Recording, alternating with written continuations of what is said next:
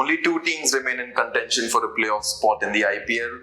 On Monday, Lucknow Super Giants was knocked out by Sunrisers Hyderabad, which was already eliminated from the tournament earlier. And Lucknow became the 5th team now, which has been eliminated, leaving only Mumbai Indians and Delhi Capitals in the race for a playoff spot. Remember, on Sunday, Punjab, Bangalore and Gujarat Titans already qualified for the last 4 stage. It's been a very start-stop season for Lucknow. Obviously, Rishabh Pant's indifferent form hasn't really helped the team's fortunes. And even though Lucknow had a pretty promising start to the season, after losing their opener, they won 4 back-to-back games. It's now been exactly a month since they won their last match, which was a 2-run win against Rajasthan Royals. So, Sahil, where do you think it has all gone wrong for Lucknow? They were never really there. They had in the batting department only 3 batters were performing, basically Markram, Marsh and Pooran. And Pooran also, in the middle of the season, his form dipped a bit. So I think, and that was the time Lucknow basically lost a lot of matches. So I think that, plus the rest of the batters never really showed up. Like you mentioned, Rishabh Pant had an indifferent form.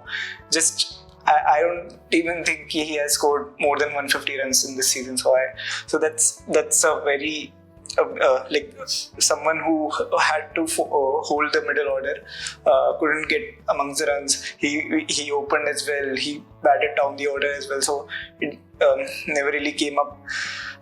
And again, then with the bowling also.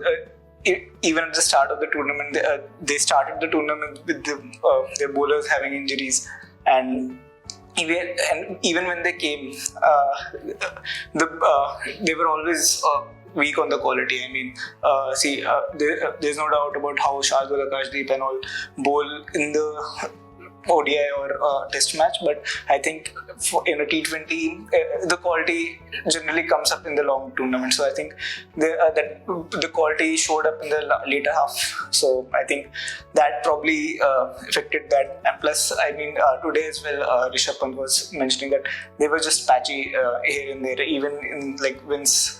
There was no team performance as such. So I think that probably just costed them the tournament, I guess. But what do you think about how the Mitchell Marsh and Aiden Markram again gave a good start, and then today again just Pooran, Markram and Marsh had double figures. They scored 50 and Pooran scored 45. I think that's been the only constant for Lucknow this season, that the openers have done well. Today they got around 70 runs in the power play. And it's been very similar, even against Delhi earlier last month in Lucknow. They were off to a very good start, and it looked like 220 was on the cards, and then suddenly you had a slowdown, and the slowdown comes out of nowhere. You least expect it, because on paper they have a very good lineup.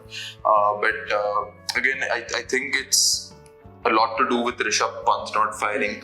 Obviously, you can have the openers going till maybe the 10 over mark, and then you need somebody to take over, which hasn't really happened. And it's also Rishabh Pant's poor form has also, I feel, translated somewhere in his captaincy. He's made quite a few questionable calls with the batting lineup, with the bowling changes. For example, today he came out at number 3. When after such a good start, one would expect Pooran to continue batting at number 3 and get those extra runs, but then he came in, and that maybe could have cost the team 10 to 15 or even 20 runs, because looking at the way Pooran was batting. Similarly, against Delhi earlier in the tournament, he demoted himself to number 7 or number 8 and promoted somebody like an Abdul Samad up the order, whereas he is a finisher and can't really bat at the 11 over mark. So I think these things have somehow shown that Pant's captaincy has also been affected by his poor form. Even with the bowling today, Shardul Thakur was brought on only in the 11th over. Akashdeep and Willorur were both expensive in the power play, and they both bowled 2 overs each. I think with the captaincy, like if I remember that Chennai Super Kings match where he kept that spin and the question of bowling a spinner to MS Dhoni, and then he continued bowling the pacer, and that basically costed them the game. So I think that another point that the captaincy. Plus, what do you think about how Sunrisers with Abhishek Sharma again scored a brilliant 50 today? But do you think that there could have been a better season? What they showed today was a combined team effort. I mean, especially in the batting department. You feel that a few things here and there, and they could have been in the contention. Yeah. I mean, see, analyze the problem with analyzing a team like Hyderabad is that things work until they don't. I mean, if in 2 or 3 games, if Abhishek and Travis would have clicked, we wouldn't be having this conversation today, and Hyderabad would have been in the playoffs. So I think it's a double-edged sword. Obviously, the kind of cricket they play, and it's very hard to pinpoint and say that maybe in this game or in that game they could have batted differently, and maybe the result would have been different. Because like if you look at the game today, the number of runs they scored in the power play was very similar to what Lucknow got. But then between what they did was they maximized over 7 to 10. So that by the end of 10th over, they were 120 already. And that meant the last 10 overs, you just needed 85, 86 runs.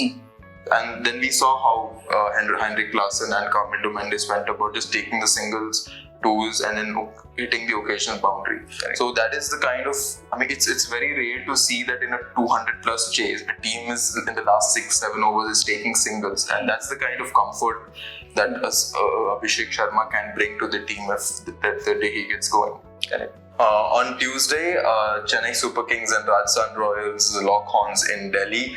That was a game that was to be hosted at the Chepauk, but obviously due to the revised schedule, the game will be held in Delhi.